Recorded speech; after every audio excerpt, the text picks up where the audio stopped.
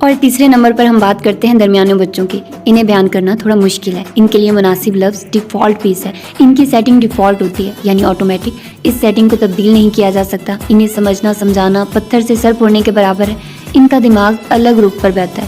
یہ وہ بچے ہیں جنہیں خاندان میں سب سے زیادہ نظر انداز کیا جاتا ہے اور یہی وہ بچے ہیں جنہیں خاندان میں سب سے زیادہ زیر بحث لایا جاتا ہے، لیکن اچھے الفاظ میں تو ہرگز نہیں. یہ منہ پھٹ اور بدتمیز کہلائے جاتے ہیں. ان کی گنگا الٹ بہتی ہے. ان کا کام کھانا پینا اور دوسروں کا جینا حرام کرنا ہوتا ہے. انہیں فرق نہیں پڑتا کوئی ان کے بارے میں کیا سوچتا ہے. یہ ذمہ دار یا حساس نہیں ہوتے.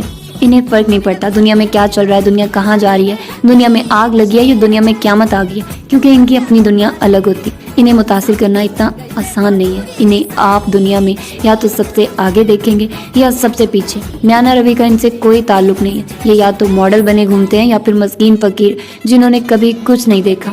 یہ دنیا کو جوتے کی نوک پر رکھتے ہیں. یہ باقی بہن بھائیوں کے کپڑے جوتے استعمال کر کے ان پر احسان کرتے ہیں. یہ ماں باپ کی وہ اولاد ہے جس کے ساتھ ہمیشہ کوئی نہ کوئی مسئلہ رہتا ہے، اور یہ جانور کی وہ دم ہے جو کبھی سیدھی نہیں ہو سکتی. ان کی اس سے زیادہ تعریف کیا کی جا سکتی ہے.